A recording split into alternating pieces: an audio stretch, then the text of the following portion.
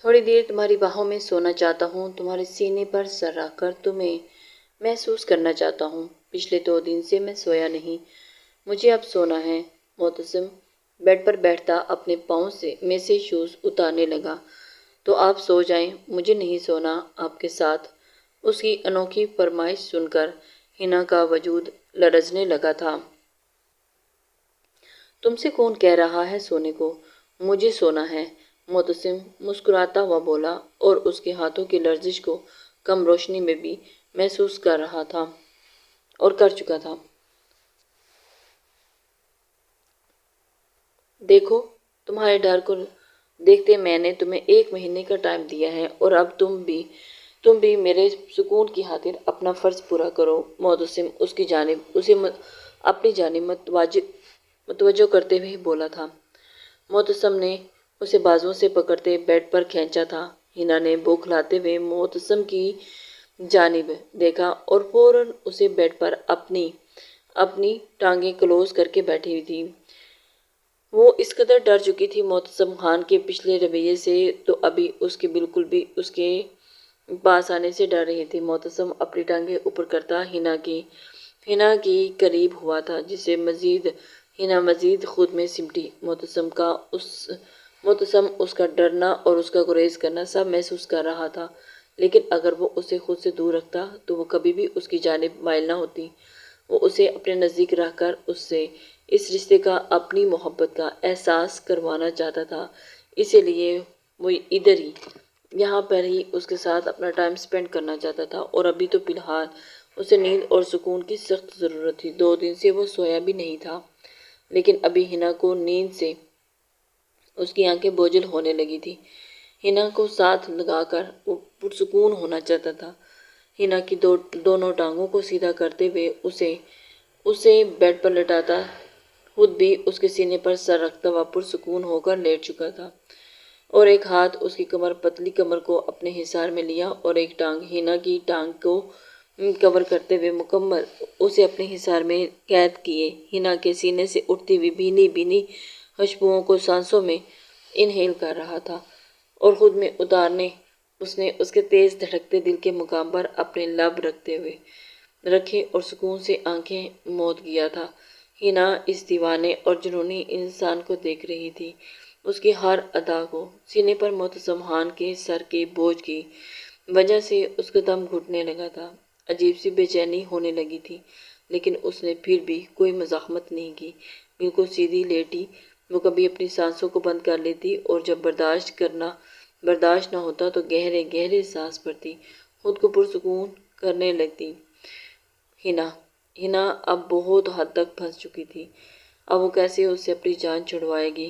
کچھ ہی دیر میں اسے معتصم کی بھاری اور گرم سانسیں اپنے سینے پر محسوس ہونے لگی، تو اس نے معتصم کے چہرے کی جانب دیکھا تھا۔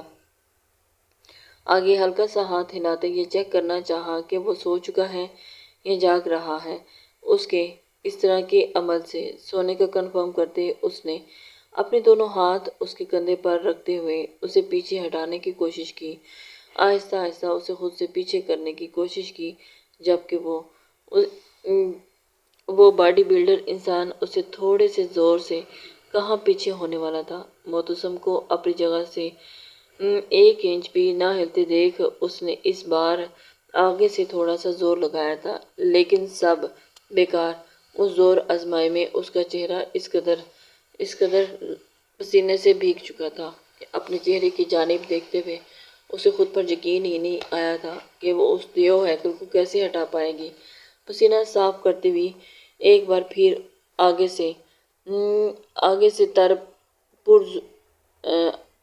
زور سے اس کے کندھے پر لگایا، تو اس بار وہ تھوڑا سا پیچھے کی جانب کھسکا تھا، لیکن نیند میں ہی وہ ہنا کی کمر کو اپنے بازوؤں میں مزید بھینچتا، اس کے سینے میں سر کو مزید چھپاتا، اس کی دونوں ٹانگوں کو اپنی ایک ٹانگ میں لا کرتا۔ وہ تکیے کی طرح خود میں پیچ گیا تھا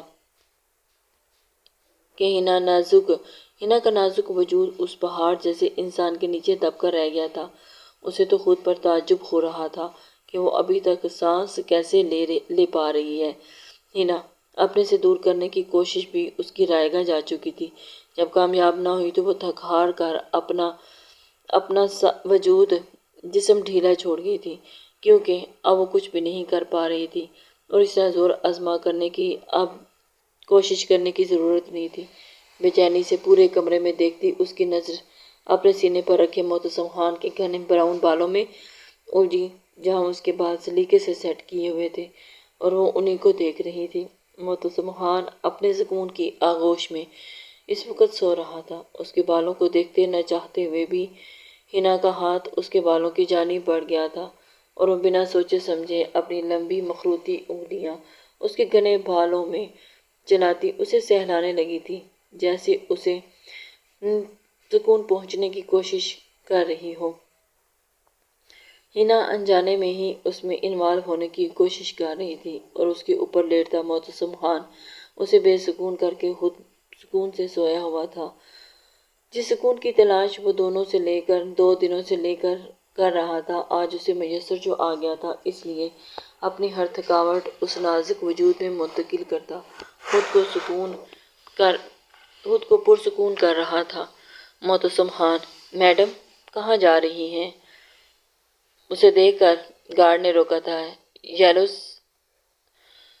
سیڑھی سے اوپر فٹ ملٹی ہاف سلیو لیس بلاؤز پہنے، بالوں کو کندھوں پر کھولے ہوئے، چھوڑے ہوئے پاؤں میں ہیل پہنے، چہرے میں میک اپ کیے ہوئے، آنکھوں پر سن گلاسز لگائے، اور جو اپنی برہنہ کمر کو مٹکا کر تیزی سے چل رہی تھی کہ مردانہ آواز سن کر وہ آنکھوں سے سن گلاسز ہٹاتی ہوئی پیچھے کی جانب پلٹی تھی، جسے سن کر وہ ایک دم سے بوکھلا کر رہ چکی تھی۔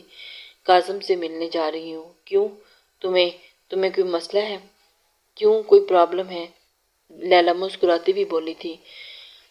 گارڈ نے اسے روکنے کی کوشش کی۔ آپ نے بنا پرمیشن سر کے روم میں نہیں جا سکتی۔ ریسیپشنسٹ نے اسے روکنے کی کوشش کی۔ پہلے ہمیں سر سے پرمیشن لینی ہوگی۔ عاصم جو کاظم کا سیکرٹری تھا، اتنی ماڈرن لڑکی کو دیکھ کر بولا، جبکہ اس کی نظریں تو بھٹک کر اس کی پتلی کمر کی طرف جا رہی تھی۔ آصف نے اسے متوجہ کروایا اور آصف کی نظروں کو اپنی کمر پر محسوس کر کے لیلا مسکرائی تھی۔ اچھی ہے نا؟ لیلا کی آواز پر آصف نظریں اس کی کمر سے ہٹاتا شرمندہ ہوا بولا، سوری میم، میرے یہ بالکل بھی ارادہ نہیں تھا۔ وہ اسے سوری کرتا ہوا سائڈ پہ ہو چلا تھا۔ لیلا نے اسے طنز کیا تھا اور اسے شرمندہ کرنے کی حتی الامکان کوشش کی تھی۔ کوئی بات نہیں، خوبصورت چیزوں سے نظر ہٹانا مشکل ہی ہوتا ہے۔ اچھا اب میں چلتی ہوں، لیلا کہتی ہوئی واپس کاظم کے آفس کے روم کی جانب بڑھی تھی، لیکن آصف نے اسے روک دیا تھا۔ سوری میم، اس آفس کا تو وہ کونا کونا جانتی تھی، لیکن ابھی اسے پرمیشن نہیں تھی۔ میم میں آپ کو سر کی پرمیشن کے بنا اندر نہیں جانے دے سکتا، پلیز۔ آصف ایک بار پھر سے اس کی جانب اس کے راستے میں حائل ہوا تھا۔ لیلا اس کو تک رہی تھی۔ کیوں نہیں جانے دے سکتے؟ آپ کو سر سے پرمیشن لینی ہوگی۔ تمہارا باس مجھے اچھے سے جانتا ہے۔ اگر تم نے مجھے اندر جانے سے روکا تو پھر وہ تم پر غصہ ہوگا، یہ جان لینا۔ پھر نہ کہنا کہ شاید نوکری سے بھی زیادہ نکال دے۔ لیلا آصف کی ٹائی ٹھیک کرتی ہوئی سنجیدگی سے بولی تھی کہ نوکری جانے کے خیال سے آصف نے اسے اندر جانے دیا، لیکن وہ نہیں چاہتا تھا کہ اس کے ساتھ کیا ہونے والا ہے۔ لیلا اپنی ہیل سے ٹک ٹک کرتی ہوئی تمام مردوں کو اپنی جانب متوجہ کرتی کاظم کے آفس روم میں بنا ناک کیے داخل ہوئی تھی، جسے دیکھ کر کاظم ایک دم سے غصے میں ہو چکا تھا۔ ہیلو بیٹا کرتے ہوئے وہ روم میں آئی۔ کاظم جو اپنی چیئر پر بیٹھا اپنے لیپ ٹاپ پر مرکوز تھا، بورڈ پر تیزی سے انگلیاں چلاتے ہوئے وہ اپنے کام کر رہا تھا کہ ایک دم سے اسے آواز آئی اور جانی پہچانی آواز۔ اس کے تیزی سے چلتے ہاتھ ایک دم سے لیپ ٹاپ پر ٹھہرے تھے اور اس نے اپنی نظریں اوپر اٹھا کر دیکھا تو سامنے کھڑے وجود کو دیکھ کر اس کی آنکھوں میں سیکنڈ میں سرخی اتری تھی۔ غصے سے گردن بازوں کی رگیں پھولنے لگی تھی۔ ایک دم سے حیران ہوتے ہوئے غصے سے تن بدن میں آگ لگ چکی تھی۔ تم یہاں کیا کر رہی ہو؟ وہ اپنی جگہ سے اٹھتا غصے سے دھڑا تھا۔ اسے تو اس بات کا اندازہ ہی نہیں تھا کہ لیلا اس کے پاس آئے گی۔ اپنے بیٹے سے ملنے آئی ہوں لیلا، مسکراتی اس کے سامنے والی چیئر پر خود ہی بیٹھ گئی تھی۔ کاظم نے اسے بیٹھنے کے لیے نہیں کہا تھا۔ کوئی بیٹا نہیں ہوں میں آپ کا، اپنی گندی زبان سے مجھے بیٹا مت پکاریں، بدی سے تمہاری زبان کھینچ لوں گا۔ بے شرم عورت! کاظم خان کا دماغ غصے سے کھول اٹھا تھا۔ وہ کسی صورت بھی اسے اپنی ماں نہیں مانتا تھا۔ اوپر سے اس کی اتنی واہیات ڈریسنگ دیکھ کر تو اس کا خون اور کھولنے لگا تھا اور اس کے وجود سے نظریں پھیری تھی۔ چھی!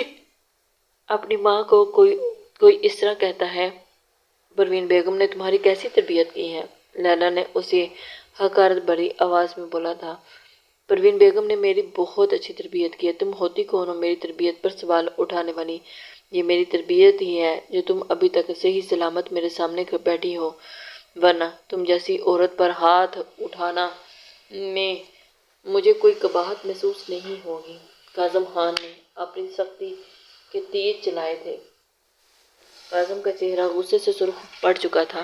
کاش اس نے باپ سے وعدہ نہ کیا ہوتا تو وہ اس غلیظ عورت کو کچھ بھی نہیں کہے گا تو اس وقت وہ زندہ اس کے سامنے موجود نہ ہوتی اور اس وقت اسے زندہ درگور کر چکا ہوتا، لیکن وہ اپنے باپ کے وعدے پر قائم تھا۔ ویسے خان ہو کر ایک عورت پر ہاتھ اٹھاتے اچھے بھی نہیں لگتے تم۔ سنا ہے میرے بیٹے نے شادی کر لی ہے؟ اپنے باپ کو انجام دیکھنے کے بعد بھی مجھے لگا کہ نہیں تھا کوئی کہ تم کبھی شادی نہیں کرو گے، لیکن تم نے تو شادی کر لی۔ لیلا اسے کچھ بابر کروا رہی تھی۔ ہر عورت تمہاری طرح مکار اور دھوکے باز نہیں ہوتی، ہوس پرست پیسوں کی بھوکی نہیں ہوتی، سمجھی تم؟ اور میری بیوی تم جیسی تو بالکل بھی نہیں ہے اور اسے رشتہ نبھانے آتے ہیں اور رشتے کس طرح نبھائے جاتے ہیں محبت کرنا اور نبھانا جانتی ہے، تمہاری طرح نہیں، اپنے جسم کی نمائش نہیں کرتی پھرتی، میرے لیے خود کو دنیا کی نظر میں چھپا کر رکھتی ہے۔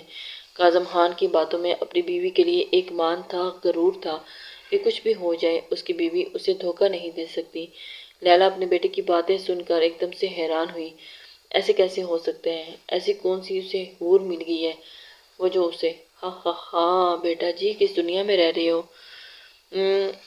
یہاں ہر عورت پیسے کی بھوکی ہوتی ہے، اسے بس نام، شہرت، پیسہ، رتبہ، ہینڈسم شوہر چاہیے ہوتا ہے جو اسے جسمانی اور روحانی ضرورتوں کو پورا کرے، اور جب اسے اس مرد سے بھی زیادہ کوئی اچھا اس قابل ملتا ہے تو وہ اسے بھی ٹھکرا کر اس کے پاس چل جاتی ہے۔ لیلا بیگم کی باتیں سن اس کے جسم میں تن بدن میں آگ لگ چکی تھی۔ کاظم خان غصے سے آگ بگولا ہوتا ہوا اسے کس قدر برداشت کر رہا تھا یہ تو وہی جانتا تھا۔ دنیا میں سچی محبت کچھ نہیں ہوتی اور جو ان سب کے چکروں میں پڑتا ہے وہ سب سے بڑا بے وقوف ہوتا ہے۔ اپنے باپ کو ہی دیکھ لو، اس 2 ٹکے کی محبت کے پیچھے اپنی زندگی گنوا دی۔ لیلا ٹیبل پر رکھے پیپر ویٹ کو ٹیبل پر گھماتی ہوئی سائڈ اسمائل کرتی ہوئی بولی تھی۔ کاظم خان ابھی بھی اپنے سامنے اس بے شرم عورت کی باتیں سن رہا تھا۔ اگر تم چاہتی ہو کہ میں تمہاری جان بخش دوں تو ابھی اسی وقت اپنی یہ گندی شکل لے کر ادھر سے دفع ہو جاؤ، ورنہ اس شکل کو بگاڑنے میں مجھے 1 سیکنڈ نہیں لگے گا۔ کاظم مٹھیاں پیستا ہوا اسے سامنے پڑا لیپ ٹاپ اٹھا کر زمین پر پٹکتا غصے سے دھاڑا تھا کہ چیئر پر بیٹھی لیلا اس شیر جیسی دھاڑ پر اٹھ کر اپنی جگہ سے کھڑی ہوئی تھی۔ مجھے بھی کوئی شوق نہیں تمہارے منہ لگنے کا، مجھے بس وہ پراپرٹی میں میرا حصہ چاہیے تھا۔ وہ اپنے حصہ لینے کے لیے اس کے پاس آئی تھی۔ کون سا حصہ؟ کون سی پراپرٹی؟ اور کون سا حصہ؟ تم ان سب میں کہیں پہ بھی نہیں ہو، اور پارٹ سے تبھی حق ہو چکی تھی جب تم نے اپنے گھٹیا یار کے پاس گئی تھی، اور اب کس حصے کی تم بات کر رہی ہو؟ کاظم خان میری بلاج سے طلاق نہیں ہوئی تھی، قانونی طور پر میں اب بھی اس کی بیوی ہوں اور اسی لیے پراپرٹی میں 20% میرا بھی حصہ ہے۔ اگر تم مجھے میرا حصہ نہیں دو گے تو میں کورٹ میں جاؤں گی۔ لیلا نے اسے دھمکی دیتے ہوئے دبی دبی آواز میں گرائی تھی۔ اچھا اتنا ہی شوق ہے کورٹ میں جانے کا تو چلی جاؤ، نہیں ملے گا حصہ۔ کاظم خان اسے باور کروا چکا تھا۔ لیلا اندر سے تپ چکی تھی۔ جہاں جانا ہے جاؤ، لیکن تمہیں ایک پھوٹی کوڑی نہیں دوں گا۔ کیریئر تو تمہارا تباہ ہو ہی چکا ہے، اب تمہاری خود کی باری ہے۔ تمہیں پائی کے لیے نہ ترسایا تو میرا بھی نام کاظم خان بلاج خان نہیں۔ موت کی بھیک مانگو گی اور تمہیں وہ بھی نصیب نہیں ہوگی۔ کاظم خان اب کے ریلیکس انداز میں واپس اپنی چیئر پر بیٹھا، ٹانگ پر ٹانگ چڑھائے رکھے دائیں بائیں جھولنے لگا تھا اور لیلا اس کی باتیں سن کر ایک دم سے گرائی تھی۔ اوہ تو یہ سب تم نے کیا، میرے بینک بیلنس کے ساتھ بھی چھیڑ چھاڑ تم نے کروائی ہے، اور میرے گھر کی نیلامی بھی تمہارے کہنے پر ہو رہی ہے۔ لیلا اپنا سارے کا سارا غصہ اس پر نکالنے کی تگودو کرنے لگی تھی کہ کاظم خان غصہ ضبط کرتی ہوئی بولی تھی، لیکن بالکل یہ سب میں نے ہی کروایا ہے، کاظم خان ڈٹ کر بولا تھا۔ کاظم خان سائڈ اسمائل کرتا ہوا مسکرایا تو اس کے تن بدن میں آگ لگا چکا تھا۔ لیلا کو اس قدر غصے میں دیکھ کر اس کو دلی سکون ملا تھا۔ تم نے یہ سب اچھا نہیں کیا، اپنا حصہ تو میں تم سے لے کر رہوں گی، اور جو تم نے میری برسوں کی محنت پر پانی پھیرا ہے نا، اس کا بدلہ بھی تم سے لے کر رہوں گی۔ اب کی بار لیلا ڈٹ کر اس کے سامنے کھڑی ہو چکی تھی۔ دیکھیں گے، اس سے پہلے کہ میں سیکیورٹی کو بلا کر تمہیں یہاں سے دھکے مار کر باہر نکلواؤں، بہتر ہوگا کہ تم خود ہی شرافت سے یہاں سے چلی جاؤ۔ وہ لیلا کو ایک دفعہ پھر سے دھمکا چکا تھا۔ دیکھ لوں گی تمہیں میں، لیلا کرخت آمیز لہجے میں کہتی ہوئی پیر پٹکتی وہاں سے نکل گئی تھی، اور کاظم خان اس وقت غصے سے اس کے دماغ کی شریانیں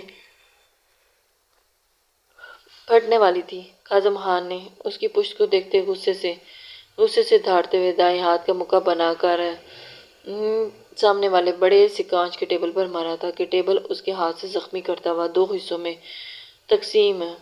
تقسیم ہوتا ہوا نیچے فرش پر چکنا چور ہوا تھا کہ ٹیبل کے ٹوٹنے کی آواز سن کر آصف بھاگتا ہوا اندر آیا تھا اور اسے دیکھ کر ایک دم سے پریشان ہو گیا تھا۔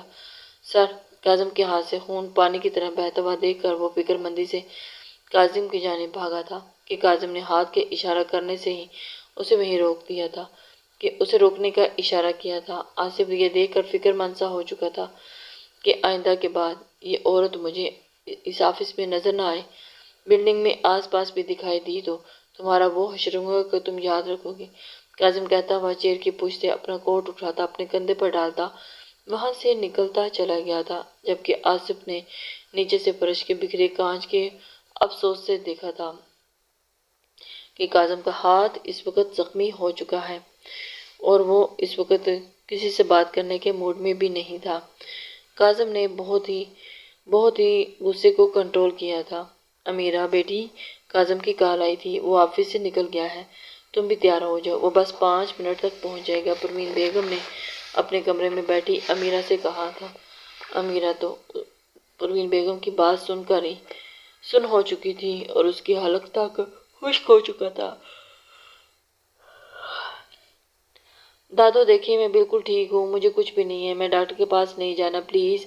امیرہ پروین بیگم کے ہاتھ تھامتی انہیں اپنے ساتھ بیڈ پر بٹھاتی اپنے ماتھے کا زخم دکھانے لگی، جو پہلے سے کافی حد تک ٹھیک لگ رہا تھا، لیکن پروین بیگم چاہتی تھی کہ کاظم اسے خود ڈاکٹر کے پاس لے کر جائے، اور اسی وجہ سے کیوں نہیں جانا ڈاکٹر کے پاس، ایک دفعہ تمہارا چیک اپ ہو جائے تو ہمیں بھی تسلی ہو جائے گی۔ یہ تو ظاہری چوٹیں ہیں، اگر کوئی اندرونی چوٹ لگی ہوئی تو اس لیے چیک اپ کروانا لازمی ہے، پروین بیگم نے اسے بہت ہی تسلی سے سمجھاتے ہوئے کہا تھا۔ چلو اب جلدی سے تیار ہو جاؤ، کاظم کو انتظار کرنا پسند نہیں۔ پروین بیگم اس کے سر پر پیار سے ہاتھ پھیرتی ہوئی اس کے کمرے سے چلی گئی تھی، جبکہ امیرہ ڈاکٹر کے پاس نہیں جانا چاہتی تھی۔ ارے میری بھولی دادی، میں کیسے سمجھاؤں آپ کو، وہ گارڈ زلیلا پتہ نہیں اکیلے کیسے میرے ساتھ کیا کرے گا۔ امیرہ آنکھوں پر ہاتھ رکھتی پاؤں بیڈ سے نیچے لٹکائے بیڈ پر سیدھی لیٹی تھی اور کاظم خان کے بارے میں سوچتی چلی گئی تھی، کہیں گاڑی میں ہی مجھے مار کر جنگل میں پھینک دیا تو۔ امیرہ خود سے سوچتی ہوئی بڑبڑاتی ہوئی ایک دم سے اٹھی تھی اور اٹھ کر کھڑی ہوئی۔ نہیں، میں اتنی سی بات کے لیے مارے گے تھوڑی، امیرہ خود ہی اپنے دل کو تسلی دینے لگی تھی۔ تو پھر کیا کریں گے، کہیں روڈ ایکسیڈنٹ کرنے کا پلان تو نہیں سوچا کاظم خان نے؟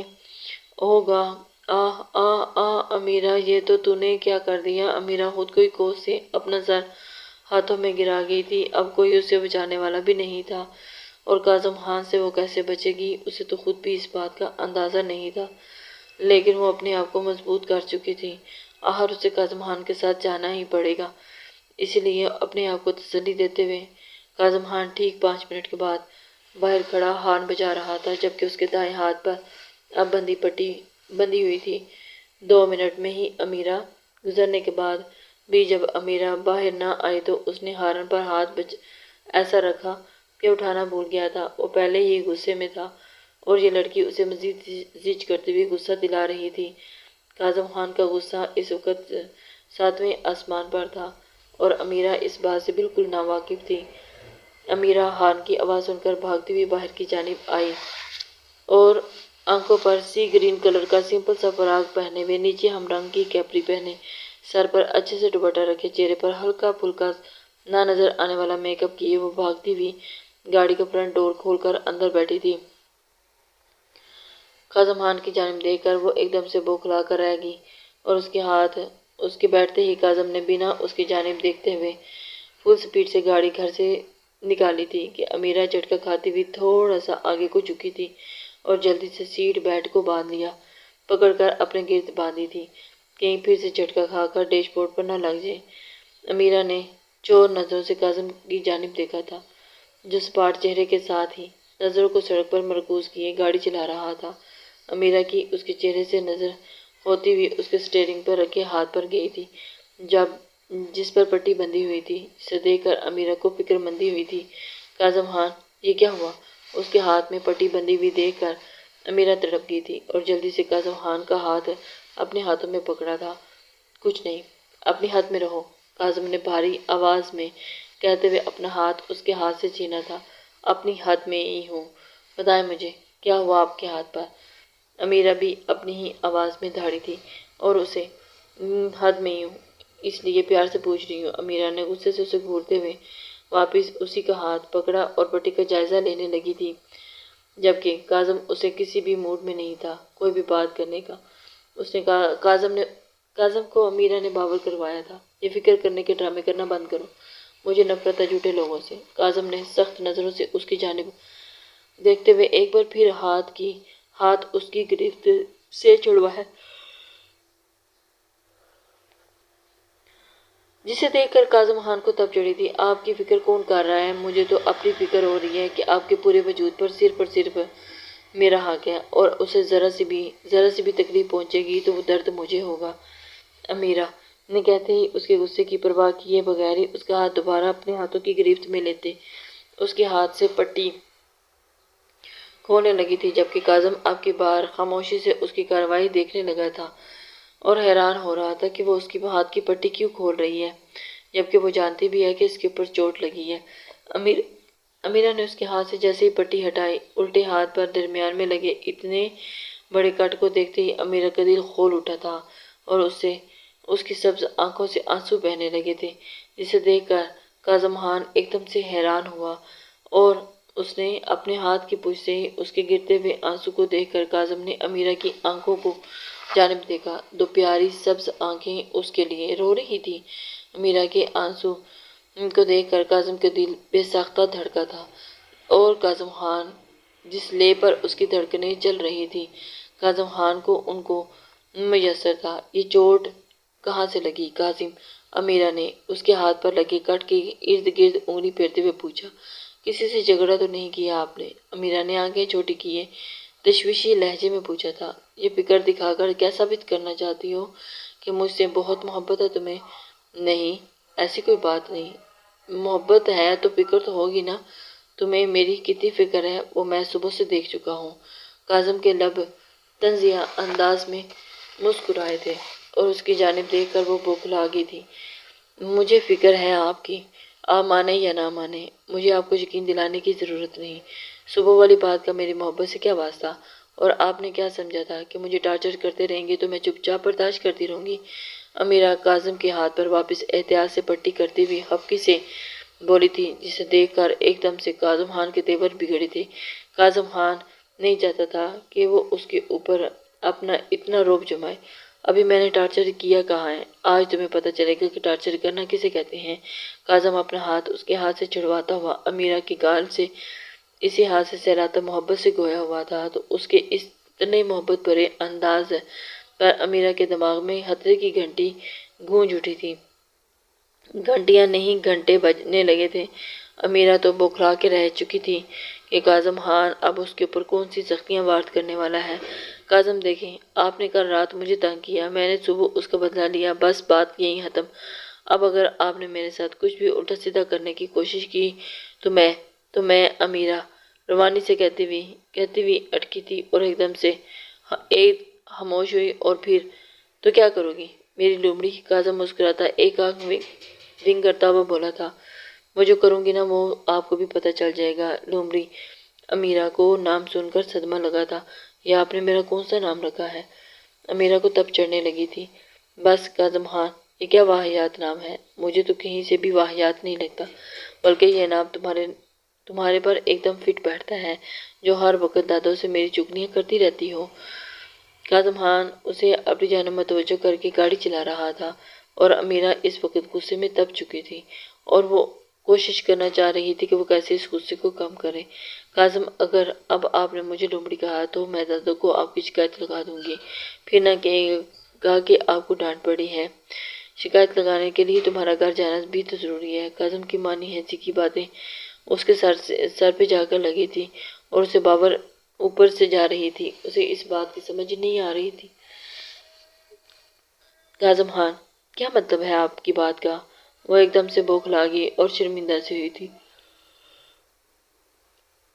مطلب ہی پتہ چل جائے گا، بس یہ سمجھ لو کہ آج تمہیں ٹارچر لفظ سے اچھی طرح روشناس کروانے والا ہوں۔ کاظم نے سنجیدگی سے کہتے ہوئے گاڑی کا موڑ کاٹا تھا اور وہ اس کی حرکات کو سوچ رہی تھی، جبکہ اس کی باتوں سے ہی امیرہ کا سانس خشک ہو چکا تھا۔ اب وہ اگلی ہی بات کیسے سوچ پاتی تھی کہ وہ کیسے اسے سزا دینے والا ہے۔ کاظم، مجھے گھر جانا ہے، مجھے آپ کے ساتھ ڈاکٹر کے پاس نہیں جانا، امیرہ گھبراتی ہوئی بولی۔ ماتھے پر اس کے پسینے ننھی ننھی بوندیں چمکنے لگی تھی۔ کس نے کہا تھا کہ تمہیں ڈاکٹر کے پاس لے کر جا رہا ہوں؟ تمہیں دوا کی نہیں بلکہ سزا کی ضرورت ہے، اس لیے تمہیں اپنے ساتھ لے کر جا رہا ہوں۔ وہ اسے باور کروا چکا تھا، اب وہ کیسے اس کی رعنائیوں اور سختیوں سے بچتی۔ کاظم، اگر اس بار آپ نے میرے ساتھ کچھ برا کیا تو میں سچ میں اس بار آپ سے ناراض ہو جاؤں گی۔ امیرہ دائیں ہاتھ کی انگلی اس کی جانب اٹھاتی ہوئی گویا ہوئی تھی۔ تمہاری ناراضگی سے کسے فرق پڑتا ہے؟ جو ناراض ہونا ہے جتنا مرضی ہو جاؤ، مجھے اس سے کوئی فرق نہیں پڑے گا، کاظم خان لاپرواہ انداز میں بولا تھا، جبکہ امیرہ اندر ہی اندر تپ کر رہ چکی تھی۔ میں جلدی ہوئی گاڑی سے کود جاؤں گی۔ اور امیرہ گاڑی کے دروازے پر ہاتھ رکھتی ہوئی دھمکی دیتے ہوئے اپنی جانب اسے متوجہ کر چکی تھی۔ کاظم خان اس کی دھمکی آمیز لہجے کو دیکھ رہا تھا کہ ایک دم سے کوشش کر لو پورا اعتماد لہجہ تھا۔ کاظم خان نے اس کی جانب دیکھتے ہوئے کہا تھا۔ امیرہ کو تو ایک دم سے آگ لگی تھی۔ غصے سے امیرہ نے گاڑی کا دروازہ کھولنا چاہا لیکن لاکھ کوششوں کے باوجود بھی دروازہ نہیں کھولا تھا۔ دروازہ لاک تھا۔ I am sorry Kazim, please مجھے معاف کر دیں، سچی اگلی بار میں کبھی دادوں سے آپ کی شکایت نہیں لگاؤں گی، پلیز پلیز پلیز کاظم۔ اور جو لگا دیا اس کی سزا تو پہلے دے لوں، بعد میں دیکھیں گے۔ کاظم خان کے ارادے جاننے کے بعد امیرہ کا دل زور زور سے دھڑک رہا تھا اور دک دک کر رہا تھا خوف سے۔ امیرہ، کاظم اس کی کسی بھی بات میں نہیں آ رہا تھا اور اس نے ہتھیار ڈالنے کی کوشش بھی کی۔ اب تو بس اسے اب اللہ ہی کا سہارا تھا۔ امیرہ نے دل میں ساری دعائیں پڑھ کر خود پر پھونک لی تھی، جبکہ کاظم خان اس کی حرکتوں کو دیکھ دبا دبا سا مسکرا رہا تھا۔ مسلسل 1 گھنٹے کی ڈرائیو کے بعد اس نے گاڑی ایک فارم ہاؤس کے اندر روک دی تھی، داخل کی تھی اور وہاں جا کر اس نے گاڑی ادھر ہی روکی۔ کاظم کی گاڑی کو دیکھ کر اندر سے ملازم دوڑتا ہوا ان کی گاڑی کے نزدیک آیا تھا۔ کاظم نے اپنے آنے کی اطلاع انہیں پہلے سے ہی کر دی تھی اور اس لیے وہ الرٹ ہو چکے تھے۔ کاظم گاڑی روکتا باہر نکلا تھا۔ امیرہ نے آس پاس دیکھتے جگہ کا جائزہ لیا تھا۔ وہ یہاں پہلے کبھی نہیں آئی تھی۔ یہ کون سی جگہ ہے؟ اسے دیکھ کر اسے ایک دم سے حیرانی ہوئی۔ امیرہ گاڑی سے باہر نکلی تو ملازم اسے سلام کرتا ہوا کاظم کو پیچھے کچھ چابیاں پکڑاتا ہوا وہاں سے چل دیا تھا۔ اس کی یہ حرکت دیکھ کر امیرہ ایک دم سے تلملا اٹھی تھی۔ فارم ہاؤس بہت ہی زیادہ خوبصورت ڈیزائن کیا گیا تھا۔ مین گیٹ سے انٹر ہوتے ہی ایک طرف بڑا سا استبل بنا ہوا تھا اور جہاں کاظم کے پسند کے گھوڑے بھی تھے، اور دوسری طرف اس سے تھوڑا دور بہت سے خوبصورت گارڈن بنا ہوا تھا جہاں ہر قسم کے پھول لگے ہوئے تھے، اور گھر کی بیک سائڈ پر بڑا سا سوئمنگ پول تھا جو کہ اس قدر دلکش اور حسین تھا کہ آپ کی خوبصورت لمحوں کو قید کر لے۔ کاظم نے آنے کے بعد پورا فارم ہاؤس خالی ہو چکا تھا، سب ملازم یہاں سے چلے گئے تھے۔ ہاں، اب وہاں صرف کاظم خان اور امیرہ تھے، ان دونوں کے علاوہ وہاں کوئی بھی موجود نہیں تھا۔ کاظم خان امیرہ سے اپنی بے باکیوں کا حساب برابر کرنے کے لیے اسے یہاں لے کر آیا تھا۔ امیرہ جو کچھ دیر پہلے یہاں ملازم چلتے پھرتے نظر آئے تھے، اسے کچھ حوصلہ ہوا تھا، لیکن ایک دم سے اس نے سنسان دیکھ کر اسے گھبراہٹ ہوئی تھی۔ یہ کیا ہو رہا ہے؟ کاظم، ہم یہاں کیوں آئے ہیں؟ امیرہ اپنے ہاتھ مسلسل مسلتے ہوئے گویا ہوئی تھی۔ کیوں آئے ہیں یہ تو تمہیں اندر چل کر پتہ چلے گا، تمہیں تمہاری سزا بھی تو دینی ہے۔ کاظم خان اس کی جانب متوجہ ہوتے ہوئے بولا تھا، جبکہ امیرہ اندر سے ہی دھڑک کر رہ چکی تھی کہ اب کیا ہوگا۔ کاظم خان اس کی اس طرح معصومیت پر اور کم عقلی کا مظاہرہ کرتے ہوئے دیکھ رہا تھا اس کو۔ کاظم خان نہیں چاہتا تھا کہ اس کے اوپر کچھ جبر کرتا، لیکن پھر بھی اس نے کاظم خان کو روکا نہیں تھا۔ میں نے کچھ دن پہلے ایک گھوڑی خریدی ہے، بہت ہی اڑیل ٹائپ کی ہے، کسی کے قابو میں نہیں آتی اور میری تو بات بالکل بھی نہیں سنتی۔ میں نے سوچا تم بھی بالکل اسی طرح کی ہو، کیا پتہ وہ تمہاری بات سن لے، اسی لیے تمہیں یہاں لے کر آیا ہوں۔ وہ تو اس کی بات سن کر ایک دم سے حیران ہو چکی تھی۔ کیا؟ کاظم اس کا ہاتھ پکڑتا ہوا استبل کی جانب بڑھ چکا تھا اور امیرہ کی ہوائیاں اس قدر اڑ چکی تھیں کہ کاظم خان اس کے ساتھ کیا کرنے والا تھا۔ کاظم، میں کیسے امیرہ اسے کچھ بولا نہیں جا رہا تھا۔ تم کر سکتے ہو، تمہاری اس کی فطرت ایک جیسی ہے، وہ بھی کسی کی نہیں سنتی اور تم بھی کسی کی نہیں سنتی، اسی لیے میں نے سوچا کیوں نہ تمہارے ساتھ اس کا تعارف کروایا جائے۔ امیرہ اس کی بات سن کر ہی ایک دم سے اس کی ہوش کو پر لگے تھے، اس لیے مجھے پورا یقین ہے تم دونوں کی اچھی بنے گی۔ کاظم نے کہتے ہی اسے استبل کے بنے رنگ میں دھکیلا تھا اور اس کے باہر لگا لکڑی کا دروازہ باہر سے لاک کیا تھا۔ امیرہ نے بمشکل خود کو زمین پر گرنے سے بچایا تھا اور سامنے دیکھا تھا جہاں وہ وائٹ گھوڑی آزاد بھاگ رہی تھی۔ گھوڑی اور امیرہ رنگ میں اکیلے تھے۔ گھوڑی کو دیکھتے ہی امیرہ نے کاظم کو دیکھا تھا اور دوڑتی ہوئی اس کی جانب آئی تھی۔ امیرہ اسے دیکھ کر، کاظم پلیز مجھے باہر نکالو، مجھے نہیں پتا میں کیسے ہینڈل کیا جاتا ہے۔ کاظم، وہ میرے نزدیک آ رہی ہے، پلیز مجھے باہر آنے دیں۔ امیرہ گھوڑی کو دوڑتے ہوئے دیکھتے اپنی جانب آتا دیکھ کر لکڑی کے بنے دروازے کو زور زور سے روتی ہوئی ہلانے لگی تھی۔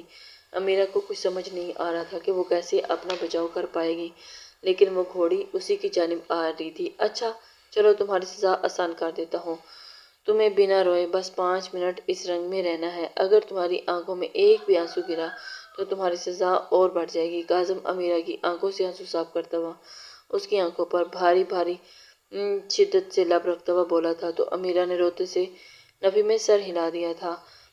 ٹھیک ہے، اگر تمہیں یہ منظور نہیں تو پھر ٹھیک ہے، پوری رات پھر تمہیں انہی گھوڑوں کے استبل میں رہنا گزارنی ہوگی۔ وہ جو امیرہ کے ساتھ ہی امیرہ کے چہرے کو اپنے ہاتھ کے پیالے میں بھرتا ہوا اس سے مسلسل بہتے ہوئے آنسوؤں کو اپنے ہاتھ کے انگوٹھوں سے صاف کرتا ہوا اس کے رونے کی وجہ سے سرخ ہوئی ناک کی ٹیپ کو چومنے لگا تھا۔ جلدی فیصلہ کرو، تمہاری دوست نزدیک آ رہی ہے اور وہ تمہارے ساتھ کیا کرے گی مجھے بھی اس بات کا اندازہ نہیں ہے، پھر سوچ لو تمہیں اپنا بچاؤ کیسے کرنا ہے۔ وہ امیرہ کی جانب بڑھ رہی تھی۔ امیرہ نے اپنے چہرے پر اپنی سانسیں چھوڑتے ہوئے اس بے رحم انسان کو دیکھا تھا، پھر اسے تھوڑا دور ہوتی ہوئی اپنی آنکھوں کو صاف کرتی ہوئی کاظم خان کی جانب دیکھتی ہوئی مسکراتی ہوئی سامنے سے آتی ہوئی گھوڑی کے راستے پر اپنی بازو پھیلائے اور آنکھیں بند کھڑی ہو گئی تھی۔ کاظم نے اس کی اس حرکت کو دیکھ غصے سے اس کی جانب جبڑے بھینچے تھے اور سامنے سے آتی ہوئی گھوڑی کو اس کی جانب دیکھتے ہوئے دیکھا جو امیرہ کے قریب پہنچنے ہی والی تھی۔ اس سے پہلے کہ وہ گھوڑی امیرہ کو کچلتی آگے بڑھ جاتی، کاظم خان لکڑی کا دروازہ کھول کر دروازے کے اوپر سے چھلانگ لگاتا ہوا رنگ میں داخل ہوتا، امیرہ کو کمر سے تھامتا ہوا رنگوں کے بیچوں بیچ گرا تھا، جس سے وہ دونوں ایک دوسرے کے اوپر تھے۔ کاظم خان زمین پر تھا جبکہ امیرہ اس کے اوپر اس کے سینے سے لگی تھی۔ امیرہ نے اپنی آنکھیں کھولی تو کاظم کو ہود کے اوپر اس کے حصار میں دیکھ لیا اس کے لب مسکرائے تھے۔ مجھے پتا تھا آپ مجھے مرنے نہیں دیں گے، امیرہ کہتی ہوئی مسکرائی تھی۔ کاظم خان کو ایک دم سے پھر تپ چڑھا گئی تھی۔ کاظم خان اس کی یہ حرکتیں دیکھ کر ایک دم سے تپ سا گیا تھا۔ بہت شوق ہے نا تمہیں مجھے آزمانے کا، غصے سے اسے نیچے کی جانب کرتا ہوا خود اس کے اوپر سایہ فگن ہوا اور اس کے اوپر سے اڑتا ہوا بازوؤں سے پکڑ کر اسے اپنی جانب کھینچے۔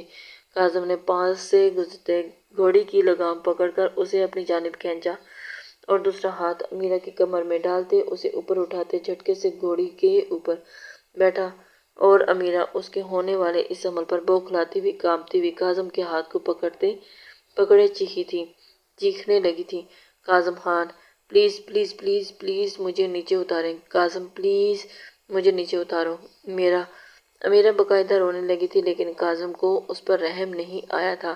کاظم خان اپنی ضد پر ہی اٹے ہوئے تھے۔ انجوائے کر لو لومڑی اس سفر کو، کاظم کہتے ساتھ ہی مچلتے گھوڑی کی لگام چھوڑ دی تھی، جس سے گھوڑی تیز تیز بھاگنے لگی اور اس کے اوپر بیٹھی امیرہ نے چیختے خود کو بچانے کے لیے گھوڑی کی لگام کی پٹیاں اپنے ہاتھوں میں مضبوطی سے پکڑی تھی۔ امیرہ نہیں جانتی تھی کہ اس کو کیسے کنٹرول کرنا ہے، لیکن گھوڑی تیزی سے ہوا کو چیرتی ہوئی بھاگتی ہوئی اپنے قدم اٹھاتی ہوئی آگے کی جانب بڑھ رہی تھی، جو کہ اور اوپر بیٹھتی امیرہ کو اپنے اوپر سے گرانے کی پوری کوشش کر رہی تھی، جبکہ امیرہ اس کی پشت پر اس کی لگامیں پکڑ کر لیٹتی خود کو گرنے سے بچانے کی پوری کوشش کر رہی تھی اور ساتھ اونچی اونچی چیخیں بھی لگا رہی تھی۔ کاظم خان یہ سب دیکھ کر درمیان میں کھڑا اسے ہی دیکھ رہا تھا اور اس کی چیخیں اس کے دل میں بے چینی بڑھا رہی تھی، لیکن وہ پھر بھی بے حس بنا کھڑا بس اپنی ضد کے آگے چلتے اسے تکلیف دے رہا تھا۔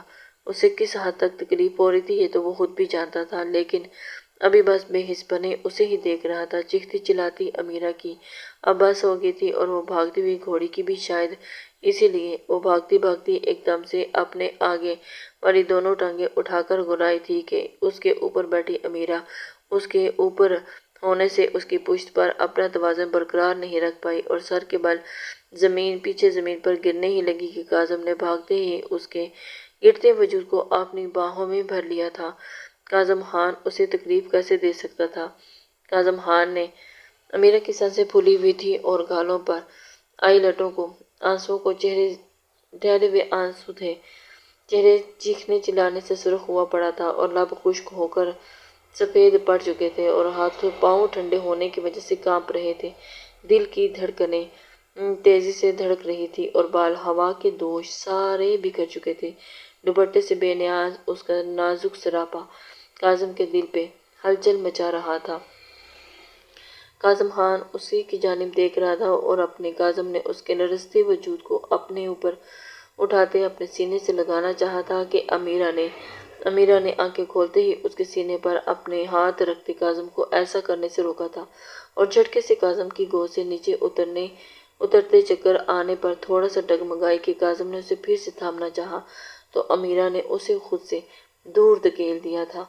کاظم خان ہاتھ مت لگائیے مجھے، اگلی بار میرے قریب تب آئیے گا جب آپ کو میری محبت پر یقین ہو اور آپ مجھے اپنی بیوی سمجھتے ہو، ورنہ مجھے چھونے کی بھی ضرورت نہیں، امیرہ غصے سے کہتی آرام آرام سے چلتی وہاں سے اندر کی طرف جانے لگی تھی کہ کاظم بت بنا کھڑا اسے بس دیکھتا ہی رہ گیا تھا۔ امیرہ کی اس طرح کی حرکت رہی سی تو وہ کہہ ہی گئی تھی، کاظم خان اگر تمہیں اس کی محبت پر یقین نہیں تو تم کیوں بار بار اس کے قریب جاتے ہو؟ کیوں تم سے اس کی تکلیف نہیں دیکھی جاتی؟ عورتوں سے نفرت کرنے کا دعویٰ کرنے کے باوجود کیوں تم اس سے نفرت نہیں کرتے؟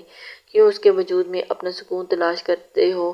کاظم کے ضمیر کی آواز اس کے سوال کر رہی تھی اور کاظم خان بالکل خاموش کھڑا اسی کے سوالوں کا جواب دے رہا تھا اور ہر بار اسے تکلیف سے بچانے کی